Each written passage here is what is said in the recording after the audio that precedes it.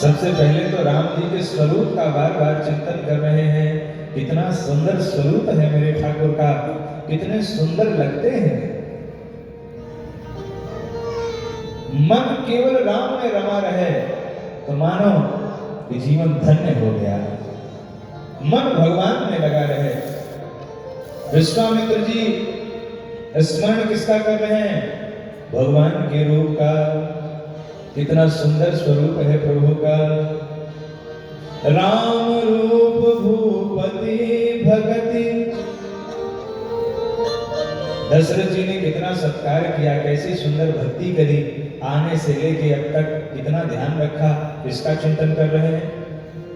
और ब्याह में जो आनंद आया था उसका चिंतन करते हुए बार बार पुलकित होते हुए विश्वामित्र जी अपने आश्रम को लौट आए। और गोस्वामी तुलसीदास जी ने लिखा, सिय रघुवीर विवाह जे सप्रेम गावहि सुनहि, तिनकह सदा उत्साह मंगलाय तनु राम जसु। बोले श्यावर रामचंद्र भगवान की। वामांके च विभाति भूधर सुता, देवा पगा मस्तके, भाले बाल विधुर गले च गरलम, यस्योरसी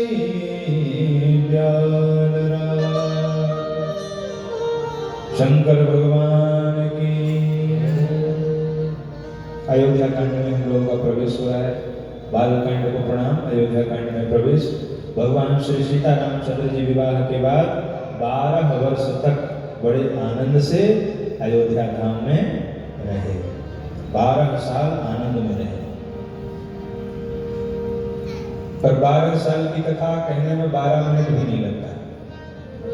और जो 14 साल का वनवास हुआ उसको 14 दिन सुनाया जाए तो भी कम पड़ता है,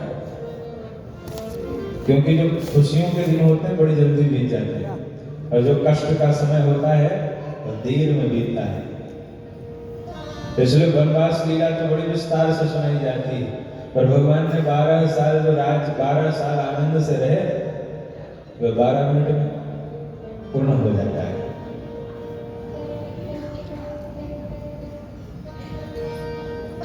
गोस्वामी तुलसीदास जी लिख रहे हैं, ये 8 पंक्तियां हैं अयोध्या कांड के प्रारंभ की 8 चौपाइयां। यदि कोई व्यक्ति दरिद्रता से परेशान हो, धन न आ रहा हो, तो ये 8 चौपाइयों का नित्य पाठ करने से घर में रिद्धि सिद्धियों का भंडार हो जाता है और सब अनुकूलता ही अनुकूलता आ जाती है।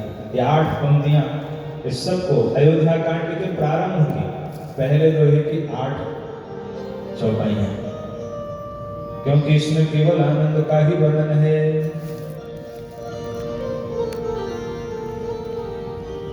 जब तेरा ब्याही घर आए, जब तेरा ब्याही घर आए, नितना मंगल मोद बधाए, नितना मंगल मोद बधाए। भुवन चारी दस उधर भारी, भुवन चारी दस उधर भारी, सुब्रत मेघ बरी शनि सुख भारी, सुब्रत मेघ बरी शनि सुख भारी।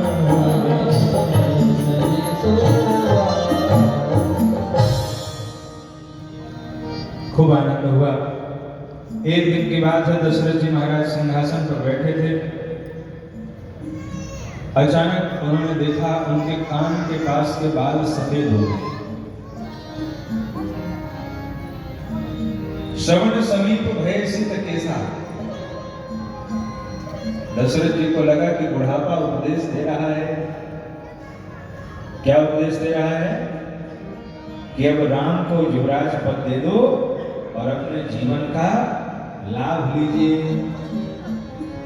नृप युवराज राम कहु देहु, जीवन जन्म लाभ किन। देखिए, हर काम के करने का एक समय होता है। जब समय हो जाए तो आसक्ति हटा देनी चाहिए। चौथे पद में केवल भगवान का भजन करना चाहिए। अवस्था अगर वैसे भजन तो हर समय करना चाहिए, तो जीवन का कोई ठिकाना तो है नहीं, तो भजन तो हर समय करना चाहिए। लेकिन चौथापन आने के बाद आसक्ति को संसार से हटा करके फिर भगवान के चरणों में लगाना चाहिए। 60 वर्ष के बाद तो सरकार भी रिटायर कर देती है कि अब तो जाके भजन करो। पर कई लोग होते हैं, सरकार तो रिटायर कर देती है पर वो सेकंड जॉब की तलाश में घूमते रहते हैं। सेकंड जॉब कुछ मिल जाए। 60 वर्ष के बाद सरकार ने रिटायर किया। अरे जब सरकार ने रिटायर कर दिया तो भगवान का भजन करो, क्यों आसक्ति में मन को लगाए हुए हो? दशरथ जी को लगा कि श्रवण समीप भय सित केसा, कान के पास बाल सफेद हो गए। उनको लगा अब बुढ़ापा हमें उपदेश दे रहा है। अच्छा, जिसको उपदेश मानना होता है वो किसी की भी मान देते हैं, और जिसको मानना ही नहीं होता है उसे कोई लाख समझा दे फिर भी नहीं मानता। एक सज्जन थे, वे सुनते सबकी थे, मानते किसी की नहीं थे। सुनते सबकी थे, मानते किसी की नहीं थे। एक महात्मा उनके यहाँ गए तो बोले कुछ सुना, कुछ उपदेश दो। तो महात्मा ने देखा कि एक छोटा सा बच्चा उनके यहाँ खेल रहा था, उनको कह रहा था बाबा बाबा। तो महात्मा बोले हम क्या उपदेश दें, ये बच्चा ही तुम्हें उपदेश दे रहा है। एक बच्चे भी बाबा बाबा कहने लगे तो अब तो बाबा बन जाओ। बोले महाराज ये बात तो हमारे दिमाग में भी आई, पर जब ये बाबा कहता है थोड़ी देर बाद बेटी का बेटा आता है, वो कहता है नाना नाना, तो ये कहता है बाबा, वो कहता है नाना। इसकी बात सुनता हूं तो लगता है बाबा बन जाऊं। अब फिर बेटी का बेटा कहता है नाना अभी उम्र नहीं है, तो मान लेता। तो जिसको मानना ही नहीं है उनको भगवान शंकराचार्य भी उपदेश दें तो भी वो मानने वाले। भगवान शंकराचार्य भी उपदेश देते हैं, भज गोविंदम गोविंदम भज मूढ़मते। और जिसको मानना है वो तो कान के पास के सफेद बाल देख के उपदेश ले लिया। विचार कीजिए। अरे जीवन यात्रा तो जो हमारी चल रही है, यह तो गाड़ी में सब बैठे हैं और गाड़ी चली भी जा रही है। यह जो जीवन की गाड़ी है, रेलगाड़ी में कितने लोगों ने सफर किया है? सबने किया होगा, समझ सकते हैं। ठंडी ज्यादा है, हाथ नहीं उठा रहे आप लोग, किया सबने होगा। रिजर्वेशन में सबने रिजर्वेशन। अच्छा, आपने देखा होगा जब आप जाते हैं आपकी सीट खाली होती है, कोई उतरता है और आप चढ़ते हैं, ऐसे ही होता है। आप किसी को जानते हो, किसी को नहीं जानते, पर जैसे जैसे गाड़ी आगे बढ़ती है तो माताएं सब एक परिचय बनाने लगती हैं। आप कहाँ से हैं? बोला आप कहाँ से हैं? अच्छा फलाने के यहाँ हमारी रिश्तेदारी है। थोड़ी देर में रिश्ते नाते निकलने लगते हैं और प्रेम बन जाता है। पर गाड़ी थोड़ी ही दूर पहुंचती है कि पता चला एक जने का स्टेशन आ गया, अब उनको उतरना पड़ेगा। अरे बोले भैया अभी तो मिले थे, क्या हुआ? बोले बस हमारा टिकट यहीं तक का था भाई साहब, हम तो उतर जाएंगे यहीं पे। वो उतर जाते हैं और उनके जगह कोई और आकर के बैठ जाता है। गाड़ी चली जा रही है, पुराने लोग उतर रहे हैं, नए लोग चढ़ रहे हैं। और ध्यान दीजिएगा, एक न एक स्टेशन हमारा भी है जहां हमें उतरना है। और अगर अपना स्टेशन आने पे कहा कि नहीं उतरेंगे तो क्या होगा? काला कोट वाला आएगा, धक्के देके उतार देगा। तो ये काला कोट वाला कौन है? देखिए, जब हमारा जन्म होता है तो हम किसी को नहीं जानते। माँ परिचय करवाती है, बेटा ये बुआ जी हैं, फूफा जी हैं, पिताजी हैं, आदि आदि आदि। और गाड़ी थोड़ी दूर पहुंचेगी, पता चला दादाजी जय श्री राम, एक सीट खाली हो गई। उनकी जगह परिवार में फिर किसी बच्चे का जन्म हो गया। गाड़ी चली जा रही है, पुराने लोग उतर रहे हैं और नए लोग चढ़ रहे हैं। पर ध्यान देना, एक न एक स्टेशन हमारा भी है जहां हमें उतरना है। और जब अपना स्टेशन नजदीक आए तो अपना सामान बांध के दरवाजे पे आ जाना चाहिए। देर करोगे तो काला कोट वाला धक्के देके उतारेगा। काला कोट वाला कौन है? यमराज। उसके पास सबका हिसाब है डिजिटल, उसके कंप्यूटर में। कहां तक जाओगे, कहां तक जाओ, झूठ नहीं बोल सकते उसके पास सब है। जितनी यात्रा करने की सांसें मिली हैं उतनी ही दूर हम यात्रा कर सकते हैं, उससे आगे नहीं कर सकते। इसलिए जब ये यात्रा ही है तो इस यात्रा को आनंद से कीजिए और आसक्ति को भी धीरे धीरे समाप्त कीजिए। बोले भक्तवत्सल भगवान की।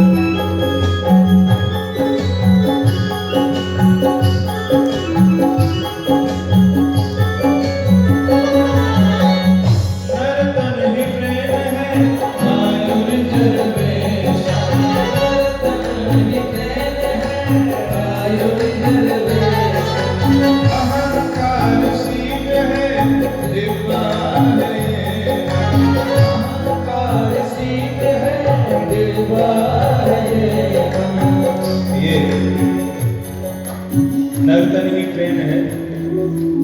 ये हमारा जो शरीर है ये क्या है? ट्रेन।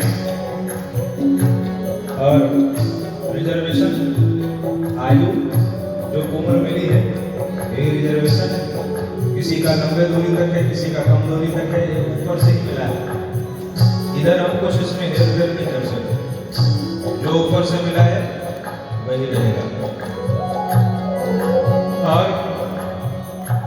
किस सीट पर बैठे हैं? अहंकार सीट है और डिब्बा है ये मन। मन के डिब्बे में अहंकार की सीट पर आयु का रिजर्वेशन लेकर के हम बैठे हुए हैं। नर